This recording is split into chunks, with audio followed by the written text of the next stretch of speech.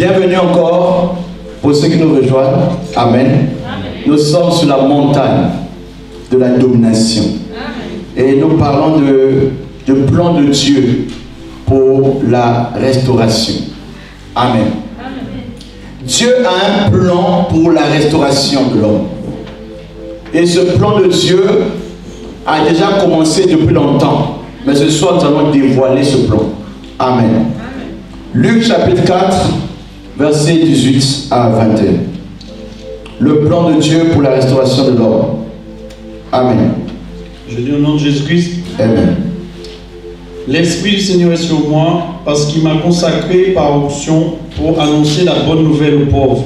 Il m'a envoyé pour guérir ceux qui ont le cœur brisé, pour proclamer aux prisonniers la délivrance et aux aveugles le recouvrement de la vue, pour envoyer libres les opprimés, pour proclamer une année de grâce du Seigneur. Ensuite, il roula le livre, le remit au serviteur et s'assit. Tous ceux qui se trouvaient dans la synagogue avaient les regards fixés sur lui.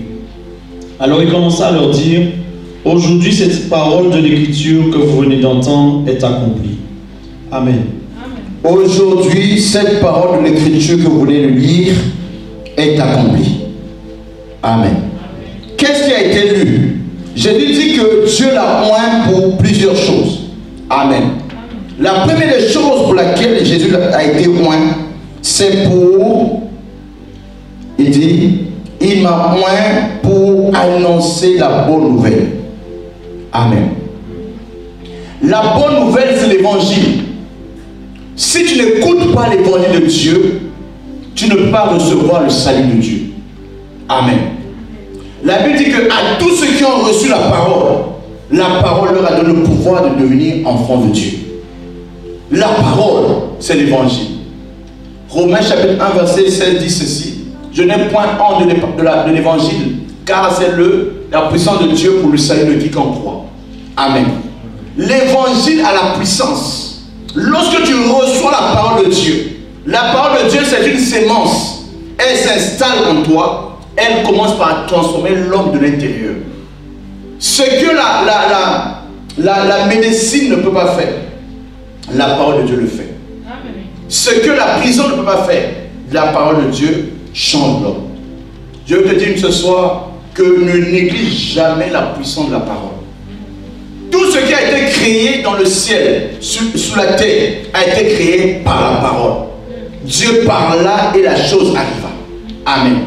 Alors l'homme en fait n'est pas que seulement chair, l'homme est aussi esprit. Le souffle de Dieu en l'homme se réjouit seulement de l'esprit de Dieu. La nourriture du corps, c'est peut-être le riz ou bien la viande, mais la nourriture de l'esprit, c'est autre chose. Jésus a dit, l'homme ne vivra pas de pain seulement, mais il vivra de toute parole qui sortira de la bouche de Dieu. Matthieu chapitre 4, verset 4. Amen. Pour dire que à quel point la parole de Dieu est utile pour toi. La parole de Dieu est la solution qu'il faut pour ta guérison divine. Pour ceux qui ont reçu la parole de Dieu, ils ont marché dans les promesses de Dieu. Cela a généré en eux la foi. Amen. Ce soir, je veux te dire une chose. Qu'on peut user, mais qu'on ne refuse pas la parole de Dieu. Parce qu'en elle était la vie, et la vie était la lumière du monde. Jean chapitre 1, verset 3. Amen. Lorsque tu reçois la parole de Dieu, tu reçois la vie. La mort spirituelle disparaît. La mort physique disparaît. La parole de Dieu est vitale. La parole de Dieu, ce n'est pas seulement la Bible. La parole de Dieu, c'est aussi la parole écrite et parlée. C'est aussi la parole prophétisée. On appelle ça le rhéma. La Bible dit que lorsque l'homme entend la parole de Dieu, cet homme n'est plus la même personne. Ézéchiel chapitre 2, verset 2. Pendant qu'il me parlait, l'Esprit est entré en moi et m'a mis debout sur mes pieds. J'ai écouté celui qui me parlait. Pendant que on me parlait par la part de Dieu, j'ai ressenti que même dans ma faiblesse, un esprit est rentré en moi. Et cet esprit m'a mis debout. J'ai pu marcher. Je te dis une chose. Derrière la parole, il y a l'esprit qui est attaché à la parole. Amen. Jésus a dit, vous avez reçu non pas seulement la lettre. La lettre tue, mais l'esprit donne la vie, a dit Paul. Les paroles, je vous l'ai dit, a dit Jésus, sont esprit et vie. Amen. En recevant la parole de Dieu, tu reçois la vie, tu reçois l'esprit. Ce soir, je parle à une personne. Ce qu'il te faut, c'est la parole. Lorsque la parole de Dieu vient dans le corps de l'homme, qu'est-ce que la parole de Dieu fait? La parole de Dieu vient apporter premièrement la lumière. Elle vient chasser la confusion. Elle vient chasser les mauvaises pensées. Peut-être tu vivais là avec des pensées. Dieu m'aime pas, Dieu m'a oublié. Non, non, non. La Bible dit que dans leur souffrance, ils invoquaient l'Éternel. Et Dieu envoya la parole. Dans leur détresse. La réponse de Dieu au problème des hommes, c'est la parole. On peut le lire? Psaume 107, verset 20. Amen. Dans la détresse, tu as besoin de l'aide. Tu cries à Dieu, Dieu ne vient pas, mais Dieu envoie la parole. Vous voyez à quel niveau Dieu valorise la parole? La Bible dit, il a envoyé sa parole et les a guéris. Il les a fait échapper à la tombe. Il a envoyé la parole. La parole est parvenue à l'homme. L'homme qui a reçu la parole a échappé à la mort, a échappé au tombeau. Ce soir, je parle à une personne. Le nombre de jours était compté. On a dit, il te reste 10 jours de vie. Je te dis, cette parole est pour toi. En recevant cette parole, elle va s'incarner en toi et donner la vie à ton corps mortel. La parole, je parle de la parole. Dans leur détresse, dans leur inquiétude, dans leur angoisse, ils ont crié à Dieu. Où est Dieu? Où est Dieu? Dieu ne s'est pas présenté. Mais il a envoyé la parole. La parole est venue à eux. La parole les a fait échapper du tombeau. Le plan de Dieu pour la restauration commence par la parole. La parole parle de Dieu. Hébreux chapitre 4, verset 12. Qu'est-ce que la parole? En effet, la parole de Dieu est vivante et efficace, plus tranchante que toute épée à deux tranchants, pénétrante jusqu'à séparer âme et esprit, jointure et moelle. Elle juge les sentiments et les pensées du cœur. La parole de Dieu est une âme.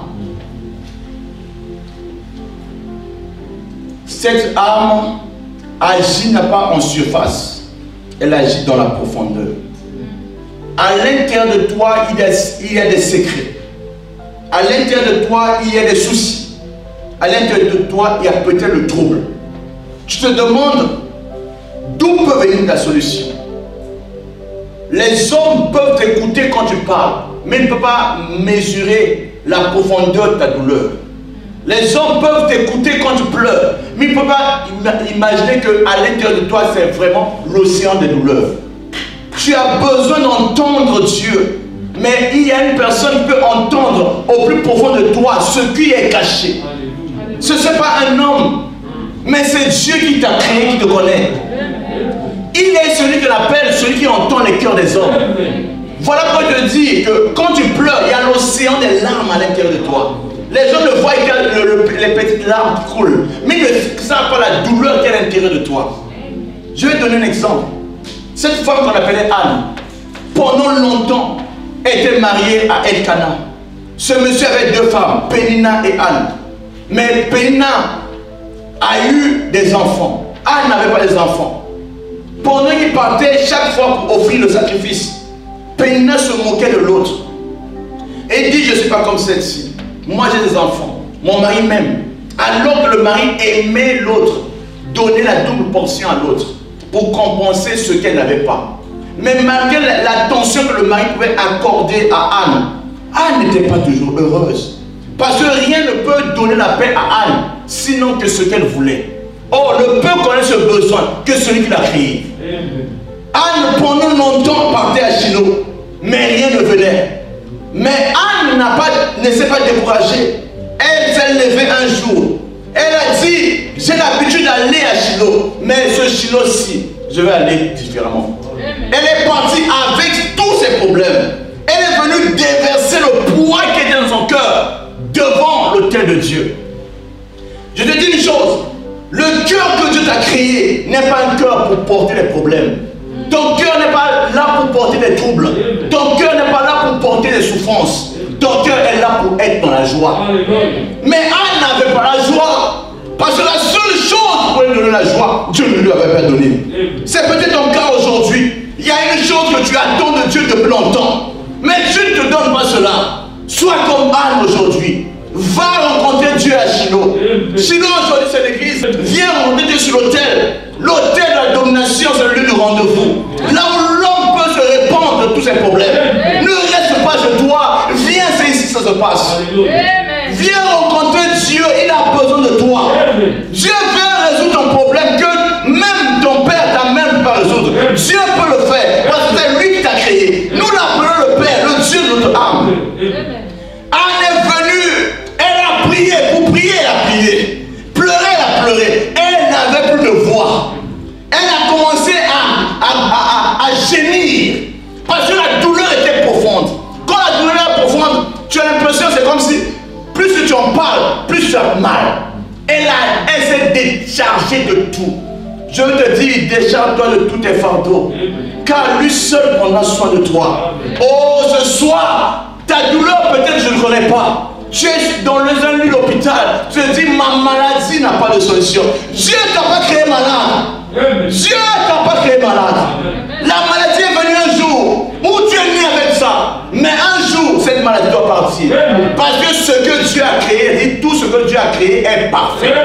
Dieu n'a jamais créé le mal. Dieu n'a jamais créé quelqu'un à moitié. C'est le temps de la restauration.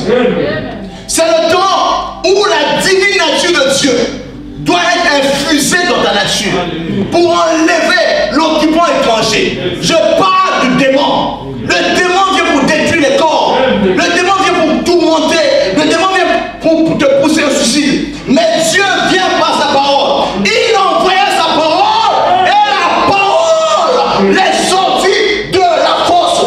Toi qui es dans une prison satanique, l'heure est arrivée. Que ton cœur soit libéré. Le plan de Dieu pour la restauration. Alléluia. La deuxième chose importante, il dit, il est venu aussi pour guérir ceux qui ont le cœur brisé. Le cœur de l'homme, c'est un puits profond. Ésaïe 12, 13 dit ceci. Nous puiserons avec joie à la source de notre salut. Amen. Il y a le cœur. La profondeur de Dieu ne c'est pas à la surface. Dieu vient te rencontrer dans ton cœur. Mais si ton cœur a l'amertume, si ton cœur a des soucis, si ton cœur est chargé, ton cœur ne peut pas avoir la joie. Oh, la joie de l'Éternel, c'est notre force. La joie de l'Éternel, la joie. Tu ne connais pas la joie. Tu sais de rire, mais la joie n'est pas là. Réjouissez-vous toujours, réjouissez-vous, a dit Paul au Philippiens chapitre 4. Réjouissez-vous. Le miracle de Dieu ne se fait pas dans la tristesse. C'est avec un cœur joyeux qu'on reçoit de Dieu les choses. Comment est l'état de ton cœur? Ton cœur, tu es là, mais c'est comme si tu n'es pas là. Tu écoutes les gens parler, mais ça n'arrive pas à atteindre le cœur. Parce qu'il y a un blocage au niveau du cœur. Je me lève aujourd'hui pour dire une chose. Dieu a dit, je vais enlever le cœur de pierre pour vous donner un cœur de chair. Toi qui avais un cœur bloqué, un cœur difficile à souffrir, que la puissance du Saint-Esprit commence à agir dans ton corps. Afin de trouver une voie où Dieu va déposer ta joie dans ton cœur. Longtemps tu es resté triste, longtemps tu es resté froissé. Tu penses que Dieu ne te connaît pas. Non, Dieu te connaît. Dieu veut restaurer ta joie. Dieu veut apporter la joie qui te manque. La joie, c'est un fruit de l'esprit. La joie, pour l'avoir reçue, tu peux puiser les choses de Dieu. Tu n'arrives même plus à entendre Dieu parce qu'il n'y a pas la joie. Oh, la révélation de Dieu se donne dans les cœurs qui sont disposés. Toi qui as le cœur brisé, tu te dis, cette maladie va me conduire à la mort. Je ne vois plus, j'ai plus goût à la vie. Tu te dis, je suis né toujours aveugle. Je vais te dire une chose. Jean chapitre 9. Amen. Jean chapitre 9. Le lecteur va commencer à lire à partir du verset 1 jusqu'au verset 5. Amen. La Bible dit, Jésus vit en passant un homme aveugle de naissance. Ses disciples lui posèrent cette question, Maître, qui a péché, cet homme ou ses parents, pour qu'il soit né aveugle? Jésus répondit, ce n'est pas que lui ou ses parents aient péché, mais c'est afin que les œuvres de Dieu soient révélées en lui. Il faut que je fasse, tant qu'il fait jour, les œuvres de celui qui m'a envoyé. La nuit vient où personne ne peut travailler. Pendant que je suis dans le monde, je suis la lumière du monde. Amen. Un monsieur de 40 ans, il est né aveugle. Il avait 40 ans. Il était réduit à la mendicité. Parce qu'il n'a jamais eu le temps d'aller travailler. Il ne voyait pas. Alors les disciples ont constaté cela. Ils ont dit, Jésus, nous avons vu un homme. Il est né aveugle. Serait-il le péché de son père ou de sa mère ou de son grand-père? J'ai dit, non. Ça, c'est un cas spécial. Alléluia. C'est un cas que j'ai laissé comme ça pour attendre que les œuvres de Dieu se manifestent en lui. Dieu peut laisser les choses pendant longtemps. Alléluia. Il y a un temps où Dieu doit se lever. Il y a un temps où Dieu va montrer à ceux qui ont dit cet homme, rien de bon ne peut venir de lui.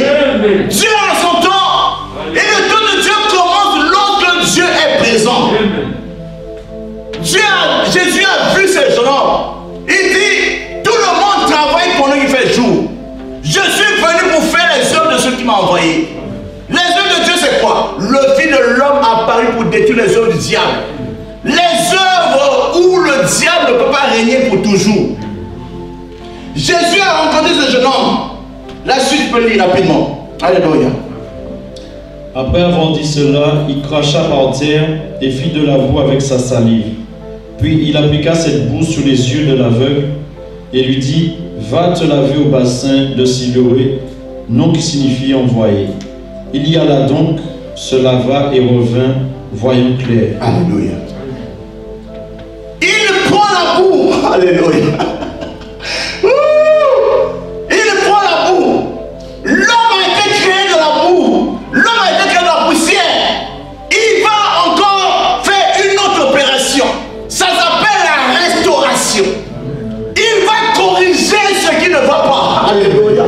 Ce soir, mon Dieu veut corriger ce qui ne va pas. Il a dit, cette œuvre n'a pas été achevée. Il prend la boue, lui qui crée l'homme de la poussière. Il prend la salive, il mélange pour faire la potion divine. Il va appliquer sur les yeux. Il dit, j'ai mis déjà la boue. Alléluia. Cette parole est puissante. Il dit, va aux eaux de Siloé. Que tout le monde sache que Dieu peut restaurer la vue des gens. Il va laver les yeux parce qu'il a obéi à ce que Dieu a dit. L'instruction de Dieu, si tu obéis, tu vas voir le miracle. Il arrive à Silo, il nettoie les yeux. Pendant qu'il veut sortir l'eau de la terre. Alléluia. Il se rend compte, tout à coup, les yeux qui étaient fermés à la lumière commencent à voir clair. Je viens prophétiser maintenant. Toi qui as les problèmes des yeux, ta guérison c'est maintenant. Toi qui as des problèmes des yeux, ta guérison c'est maintenant. Le Dieu qui a utilisé la boue, qui a utilisé le sable, qui a utilisé sa salive, va faire un miracle pour tes yeux maintenant. Ferme tes yeux et ouvre ça maintenant. La guérison de Dieu c'est pour toi maintenant. Amen. Il restaure la vie physique, mais il guérit aussi la vie spirituelle. Amen. Il y a des aveugles spirituels. Tu peux le dire, tu vois, il dit je vois. Je dis non. Alléluia. L'homme qui a été guéri pouvait témoigner de Jésus. Amen. Tant que Jésus n'a pas encore agi dans ta vie, ton témoignage ne sera pas cru des hommes. Son père et sa mère sont venus dire, il a 40 ans, il est assez âgé. Il peut se justifier lui-même. La bouche qui va témoigner de Dieu, c'est la bouche qui a vécu un miracle. Amen. Je t'appelle au miracle de Dieu. Le miracle de la restauration de ta vue, de ta vision. Dieu a fait que cet homme, que les gens ont vu mendiant, Dieu a honoré cet homme. Il n'est plus resté mendiant. Ce soir, lève-toi avec moi. Amen. Lève-toi avec moi. toi-même. Examine-toi à l'intérieur de toi.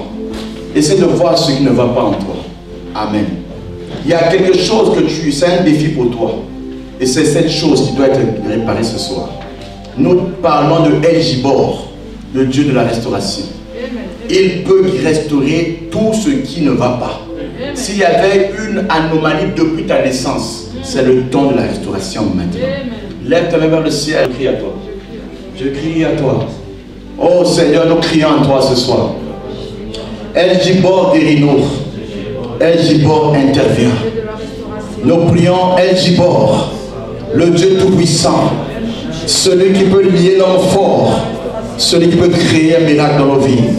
El Gibor vient élever l'étendard de ta grâce, afin que les choses changent. Et mon peuple ne sera plus jamais dans la confusion.